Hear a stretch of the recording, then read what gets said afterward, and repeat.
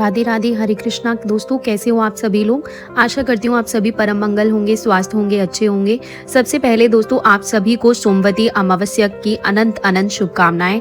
दोस्तों, साल की आखिरी अमावस्या है, महीने में एक अमावस्या आती है और जब भी अमावस्या सोमवार को पड़ती है तो इसको सोमवती अमावस्या कहते हैं। यह वाली अमावस्या ना जैसे वैसे तो अमावस्या पूरे तरीके से डेडिकेट होती है पितरों को अमावस्या पूरे तरीके से डेडिकेट होती है, लेकिन अगर वो सोमवार वाले दिन पड़ जाए तो वो भगवान शिव को भी डेडिकेट होती है, माता लक्ष्मी को भी डेडिकेट होती है, हमारे पितरों को भी डेडिकेट होती है और वह अमावस्या 1000 गुना फल देने वाली होती है। दोस्तों, साल की आखिरी अमावस्या है, उसके बाद 2025 का प्रारंभ हो जाएगा। 2025 में उसके बाद अमावस्या आएगी तो साल की आखिरी अमावस्या पर हमको अपने पितरों के निमित्त कुछ न कुछ चीज जो है वह दान अवश्य करनी चाहिए। पहली बात तो मैं आपको बता दूं कि अमावस्या तिथि पर कब अमावस्या तिथि का जो प्रारंभ हो रहा है वो 30 दिसंबर को दिन सोमवार को सुबह 4:02 से हो रहा है। 30 दिसंबर के दिन सोमवार को सुबह 4:02 पे हो रहा है। वही अमावस्या तिथि का जो विश्राम हो रहा है वो 31 दिसंबर को दिन मंगलवार को सुबह 3:56 पे हो रहा है। 30 तारीख को पूरे दिन की अमावस्या है। इस बार तो 2 दिन की अमावस्या नहीं है, जैसे कहते हैं ना, स्नान दान की अमावस्या अलग है, व्रत वाली अमावस्या अलग है। पूरी स्नान वाली अमावस्या, दान वाली अमावस्या, पितरों के तर्पण वाली अमावस्या सब एक ही है। जैसे कि दोस्तों, अमावस्या जो है वो सोमवार वाले दिन अर्थात 30 तारीख को अमावस्या तिथि बड़ी धूमधाम से मनाई जाएगी। अमावस्या पर सुबह सुबह आपको ब्रह्म मुहूर्त में उठना होता है। उठने के बाद ना पानी में तिल या फिर गंगा जल डाल के आपको नहाने की विशेष महिमा है। तिल डाल के देखो, हमेशा जब भी नहाने वाले पानी में तिल डाल के जब भी आप नहाए तो काले तिलों का उपयोग करें। तिल हमेशा जब खाने होते हैं तो पीले रंग के तिलों का उपयोग किया जाता है या फिर सफेद रंग के तिलों का उपयोग किया जाता है, क्योंकि खाने के लिए हमेशा सफेद रंग के तिल, हवन के लिए और स्नान के लिए काले रंग का तिल का उपयोग किया जाता है। तो पानी में अमावस्या तिथि पे पितरों को डेडिकेट है तो पानी में काले तिल डाल स्नान कीजिए, काले तिल के साथ साथ गंगा जल डाल के, क्योंकि अमावस्या पर वो भी सोमवती अमावस्या पर गंगा स्नान का अपना एक विशेष महत्व होता है। दोस्तों, तो पानी में गंगा जल और काले तिल डाल के स्नान कीजिए। स्नान करने के बाद काले रंग के वस्त्र पहने या सफेद रंग के वस्त्र पहने, दोनों में से कोई भी रंग के वस्त्र पहन सकते हैं। जो महिलाएं, ये पुरुष के लिए, पुरुष काले रंग के वस्त्र पहने या सफेद रंग के वस्त्र पहने, महिलाएं जो होती है वो पीले रंग के वस्त्र पहने या फिर लाल रंग के वस्त्र पहने। ऐसा कहते हैं अमावस्या तिथि पर। और पितृलोक पे एक तो अमावस्या तिथि होती है और एक पितृलोक होते हैं, और पितृ पक्ष के पितृलोक जो होता है वो खुल जाता है। हमारे सभी पितृ नीचे आते हैं इस कामना से कि जो हमारे बच्चे हैं ना, हमारे बूढ़े बुजुर्ग हैं, जो भी बचे हुए हैं खानदान में, वो हमारे लिए कुछ खाना इत्यादि जरूर और जरूर समर्पित करेंगे। इस कामना से आते हैं। कहते हैं अमावस्या तिथि पर और पितृ पक्ष में पितृलोक का जो पानी होता है वो खत्म हो जाता है। पानी और भोजन, और हमारे पूर्वज पानी और खाने की कामना से पितृलोक से नीचे आते हैं, और जो भी बच्चे उनकी सेवा पानी इत्यादि कर रहे होते हैं वे निमित्त गौ को खाना खिला रहे होते हैं, उनका तर्पण कर रहे होते हैं, उनके लिए भोग इत्यादि निर्मित बनाते हैं, उनको वो बहुत सारा आशीर्वाद देके जाते हैं। सुबह सुबह स्नान इत्यादि करने के बाद वस्त्र पहन लिए, उसके बाद जिस हिसाब से आप पूजा करते हो ना, उसी हिसाब की आपने पूजा अर्चना वंदना कर ली। जैसे भी आप पूजा करते हो उस हिसाब से कि आपने पूजा अर्चना वंदना कर ली। पूजा अर्चना वंदना करने के तत्पश्चात आपको अपने पितरों का ना तर्पण अवश्य करना है, क्योंकि अमावस्या है, तर्पण अमावस्या कीजिए। इससे पहले ना कि एक चीज का ध्यान रखिए, जब भी मैं पंचांग देख रही थी तो मुझे एक चीज बड़ी अच्छी तरीके से पता चली कि बड़े सारे लोगों का पूजा करने का जो टाइम है ना, 7 बजे से लेकर 7:30 बजे या 7 बजे से लेकर 9:10 तक के बीच में होता है। तो 30 तारीख को 7:30 बजे से लेकर 9 बजे तक का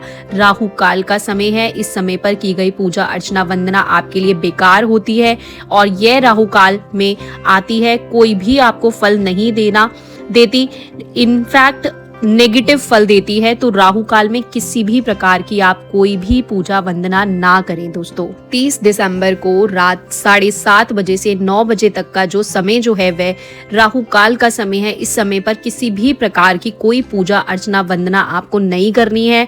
इस बात का आपको विशेष ध्यान देना है। और वैसे भी जब आप या तो 7:30 बजे से पहले पूजा कीजिए या फिर आप 9 बजे के बाद पूजा कीजिए। वैसे भी पितरों का जो तर्पण का समय होता है ना, वो तर्पण अर्थात आपको अपने हाथों से जल प्रवाहित करना होता है।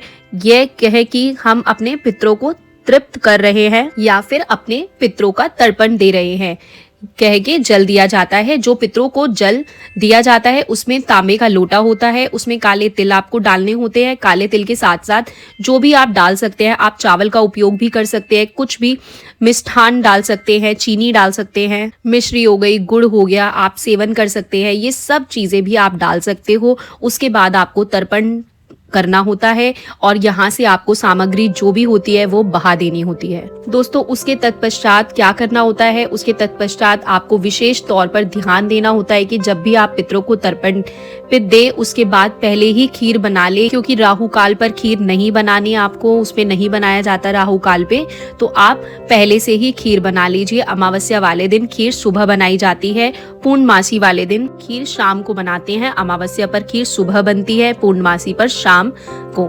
अमावस्या की जो खीर होती है दोस्तों वो हम काले कुत्ते को जरूर खिलाते हैं, कौवे वगैरह को जरूर इत्यादि को देते हैं, ठीक है ना, मंदिर में हम जरूर देते हैं। इस तरीके से आपको उसके बाद खीर बनाइए, पितरों को जरूर और जरूर खीर समर्पित कीजिए, मतलब किसी काले कुत्ते को, कौवे को खीर जरूर, खीर का भोग आप लोग जरूर लगाइए, मंदिर में खीर दान देके आइए। सोमवती अमावस्या है क्योंकि वह सोमवार को पड़ रही है, इसलिए पानी में काले तिल डाल के शिवलिंग पर अभिषेक जरूर कीजिए। एक लोटा ले लीजिए, उसमें काले तिल डालिए और शिवलिंग पे अपने पितरों के नाम से अभिषेक जरूर कीजिए अपने पितरों को। पितरों के लिए सोमवती अमावस्या पर वृक्ष अवश्य लगाइए। देखिए ऐसे बोलते हैं कि एक वृक्ष लगाने का मतलब होता है कि आपने अपने 10 संतानों को पाल लिया। एक वृक्ष की महिमा इतनी है कि एक वृक्ष लगाने की महिमा है कि आपने अपने 10 संतानों को पाल लिया। और साथ ही एक साथ जब भी आप अपने पितरों को अर्घ देते हो, मतलब जब भी आप अपने पितरों को अग्नि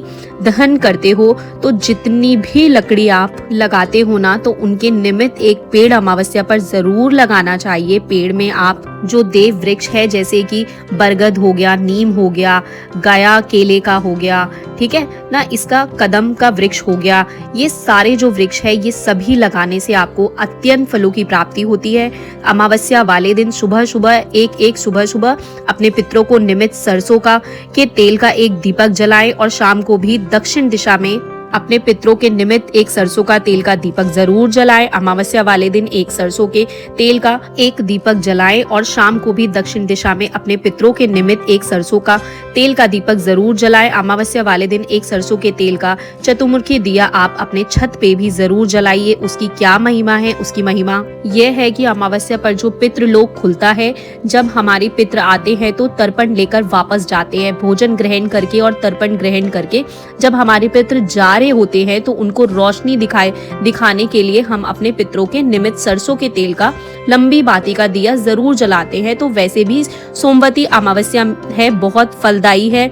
इस दिन गाय को लोई जरूर दीजिए, गाय को लोई दीजिए, मतलब आटे की छोटी छोटी पिंडी बना लीजिए, उसमें थोड़ा सा गुड़ और काले तिल लगा के गाय को जरूर और जरूर खिलाइए, क्योंकि गौ माता में 33 कोटि देवी देवता का वास माना जाता है। तो अमावस्या पर ये नियम अवश्य और अवश्य कीजिए। तो दोस्तों आपको क्लियर हो गया होगा कि सोमवती अमावस्या जो है वो 30 दिसंबर को यानी कि सोमवार को सुबह 4:02 पर प्रारंभ हो जाएगी और जो विश्राम होगा वो होगा 31 दिसंबर को दिन मंगलवार सुबह 3:56 पे। तो आशा करती हूँ ये वीडियो आपके लिए हेल्पफुल होगी। कुछ भी आपके लिए हेल्पफुल हो, कुछ भी अच्छा लगा हो तो वीडियो को लाइक और शेयर कर दीजिएगा, कमेंट करिएगा। राधे राधे, जय श्री कृष्णा। और दोस्तों अगर आप मेरे चैनल पर पहली बार ये वीडियो देख रहे हैं तो चैनल को प्लीज सब्सक्राइब कर दीजिएगा।